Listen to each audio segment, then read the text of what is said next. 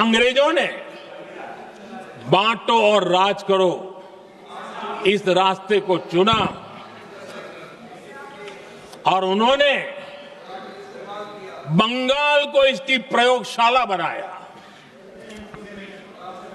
क्योंकि अंग्रेज भी जानते थे वो एक वक्त था जब बंगाल का बौद्धिक सामर्थ्य देश को दिशा देता था, देश को ताकत देता था, देश को प्रेरणा देता था। और इसलिए अंग्रेज भी चाहते थे कि बंगाल का ये जो सामर्थ्य है वो पूरे देश की शक्ति का एक प्रकार से केंद्र बिंदु है। और इसलिए अंग्रेजों ने सबसे पहले बंगाल के टुकड़े करने की दिशा में काम किया और अंग्रेजों का मानना था कि एक बार बंगाल टूट गया तो ये देश भी टूट जाएगा और वो यावत चंद्र दिवाकरो राज करते रहेंगे, ये इनकी सोच थी। 1905 में अंग्रेजों ने बंगाल का विभाजन किया, लेकिन जब अंग्रेजों ने 1905 में ये पाप किया तो वंदे मातरम चट्टान की तरह खड़ा रहा।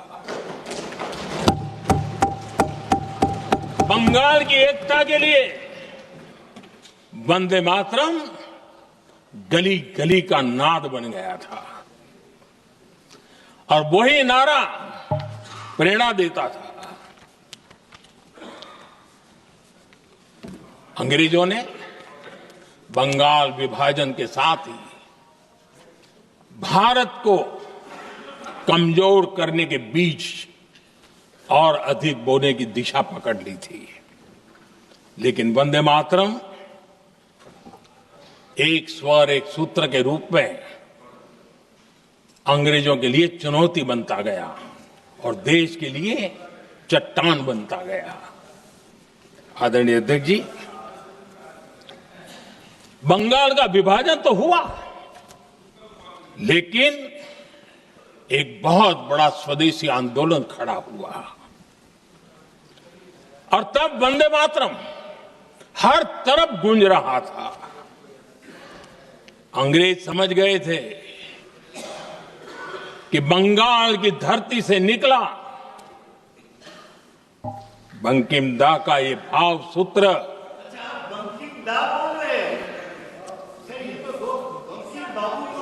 बंकिम बाबू बोले। अच्छा, थैंक यू। आपकी भावनाओं के लिए मैं आदर करता हूं। बंकिम बाबू ने थैंक यू दादा, थैंक यू। हाँ, आपको तो दादा कह सकता हूं ना, वरना उसमें भी आपको इतराज हो जाएगा। बंकिम बाबू ने ये जो भाव विश्व तैयार किया था, उनके भाव गीत के द्वारा उन्होंने अंग्रेजों को हिला दिया और अंग्रेजों ने देखिए कितनी कमजोरी होगी और इस गीत की ताकत कितनी होगी। अंग्रेजों ने उसको कानूनी रूप से प्रतिबंध लगाने के लिए मजबूर होना पड़ा था। गाने पर सजा, छापने पर सजा, इतना ही नहीं, वंदे मातरम शब्द बोलने पर भी सजा। इतने कठोर कानून लागू कर दिए गए थे। हमारे देश की आजादी के आंदोलन में सैकड़ों महिलाओं ने नेतृत्व किया, लक्षावधि महिलाओं ने योगदान दिया। एक घटना का मैं जिक्र करना चाहता हूं। 12 साल में वंदे मातरम गाने पर सर्वाधिक जुल्म हुए थे। वो 12 साल आज भारत का हिस्सा नहीं रहा है और उस समय 12 साल की हमारी माताएं, बहनें, बच्चे मैदान में उतरी थी वंदे मातरम के स्वाभिमान के लिए। इस प्रतिबंध के विरोध में लड़ाई के मैदान में उतरी थी।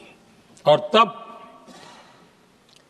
12 साल की एक वीरांगना श्रीमती सरोजिनी बोस, जिन्होंने उस जमाने में वहां की भावना को देखिए, और उन्होंने कहा था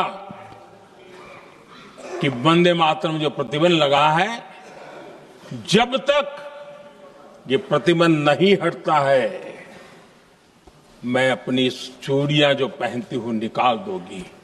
भारत में वो एक जमाना था, चूड़ी निकालना यानी महिला के जीवन की एक बहुत बड़ी घटना हुआ करती, लेकिन उनके लिए वंदे मातरम की वो भावना थी। उन्होंने अपनी सोने की चूड़ियां, जब तक वंदे मातरम प्रतिबंध नहीं हटेगा मैं दोबारा नहीं धारण करूंगी, ऐसा बड़ा व्रत ले लिया था। हमारे देश के बालक भी पीछे नहीं रहे थे।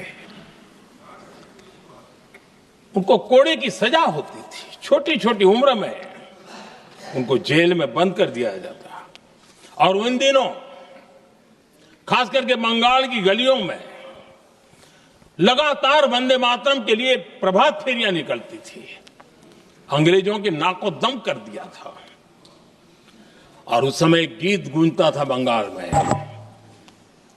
जाए जाबे जीवनो चोले, जाए जाबे जीवनो चोले, जोगो तो माजे तोमार काजे, वंदे मातरम बोले।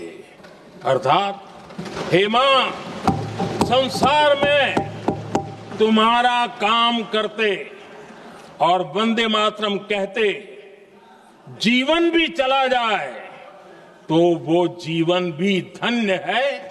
ये बंगाल की गलियों में बच्चे कह रहे हैं। ये गीत उन बच्चों की हिम्मत का स्वर था, और उन बच्चों की हिम्मत ने देश को हिम्मत दी थी। बंगाल की गलियों से निकली आवाज देश की आवाज बन गई थी।